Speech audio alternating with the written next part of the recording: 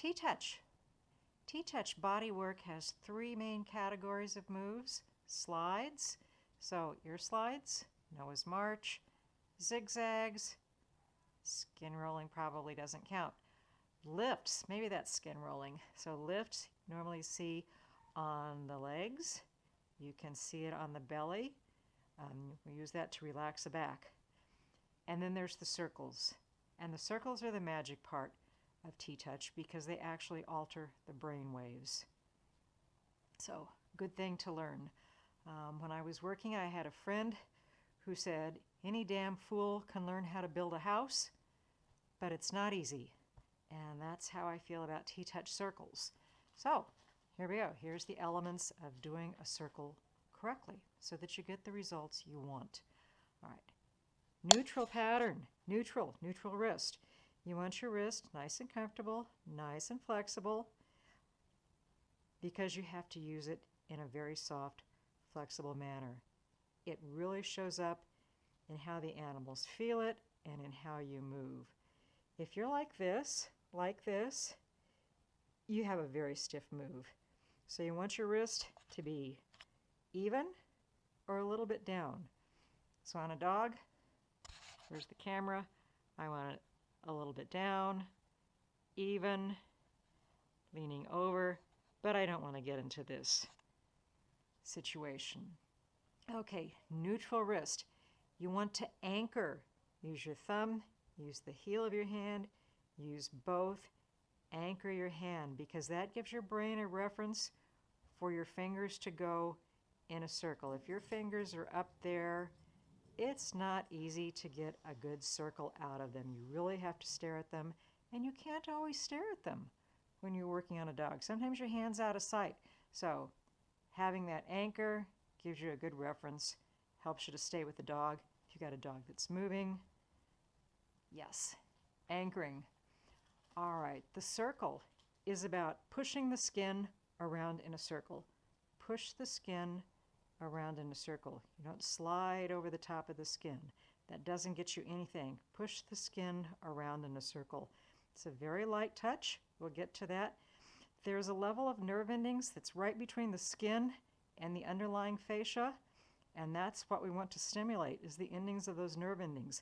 Massage actually influences the blood to move in a muscle. It's a much heavier touch. You're really going to see it moving. This is pushing the skin around in a circle. So if I've got a little freckle there, good way to demo, I'm going to push that freckle around in a circle. If I'm sliding over the top of the skin, too light, you're going to see that freckle reappear. If I'm moving the skin around in a circle, you're not going to see the circle. If I'm massaging, you're going to see that I'm going deep. But about the most pressure you're ever going to apply with T-touch still is not going deep. So something we'll pay attention to, and we'll cover that in just a second. I'm looking at my cheat list here. All right, so push the skin around in a circle, no sliding over the top. All right, it's going to be round. Think of the old school clock face, round. We're going to go in a clockwise fashion. 90% of the time, there are exceptions. Clockwise fashion, you're going to go around 1 1/4 times. So always imagine you're starting at 6, going around to 9, 12, back to 3, to 6, to 9. The original rule was more than 1, less than 2. You want the ends of your circle to overlap. You want them clear. You want a clear start. You want a clear end. So I'm going to anchor my hand, and I'm going to go around in a circle. Your circles can be very small. They can be larger. They work the same no matter what. Humans tend to cut off from 12 to 3 because that's the furthest away from their starting point, and you get this lopsided circle. So be aware that you might do that. The other most common thing I see people do is they go around and they come back low. And so your circle kind of becomes this weird, wonky oval. So keep that in mind. The face of a clock, 1 1/4 times around, clockwise. Linda Tellington also says that the shape of the clock, geometric shape, activates the right-hand side of the brain.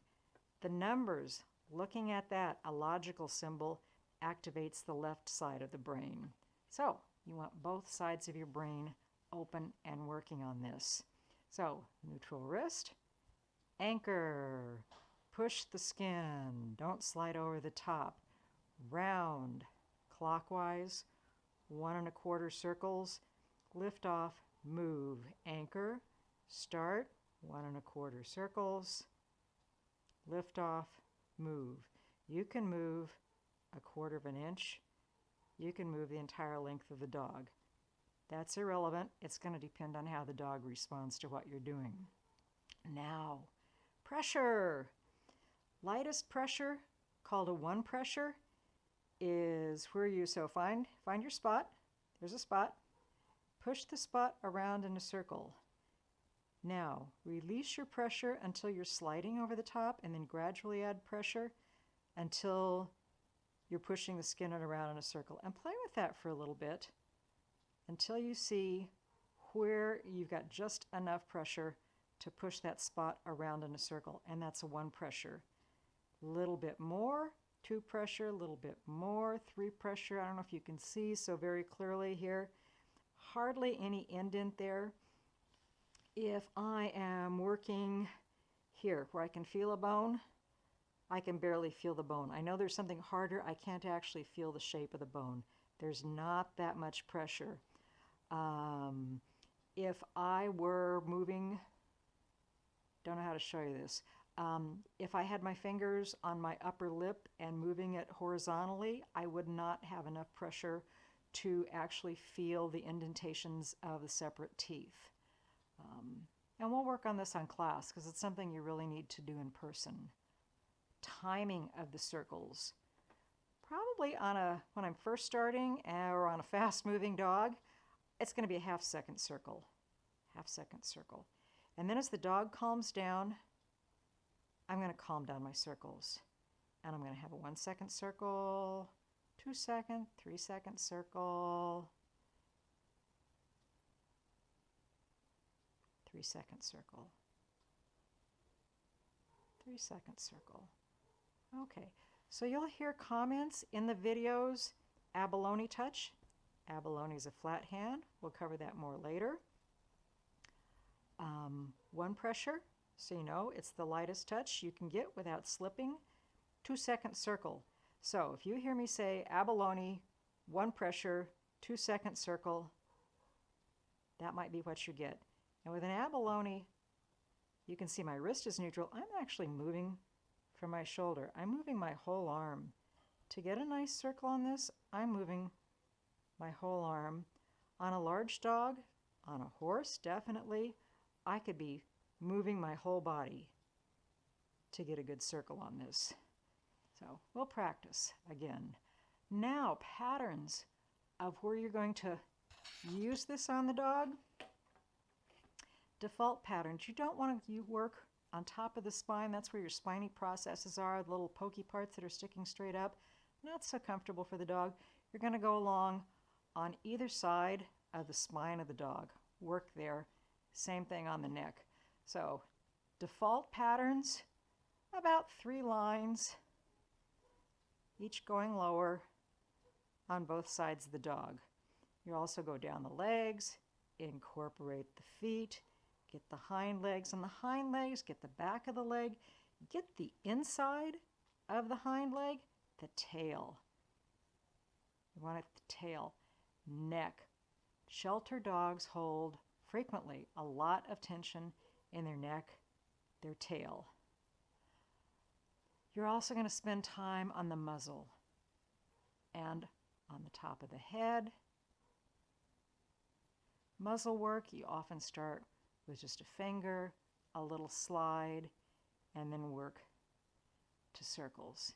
And then there's the wonderful ear slide. You're going to work all over the dog. Sometimes with a dog, you know you have a tension pattern. Dogs that jump up, dogs that pull, rear end, check out the rear end.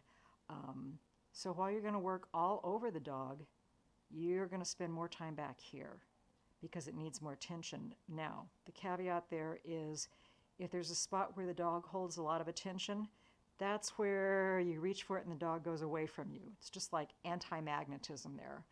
And so you might be doing, oh, you really like this here, maybe even a chest scratch. Find something the dog really likes, sneak in a circle, chest scratch, sneak in a circle, chest scratch, slide. Until you gradually get the dog used to that. Sometimes sneaking from front to back works. You get a little bit further back each time. Different techniques for different dogs. Okay, so that is the basics of the circle, and then you're going to see this information again in the videos.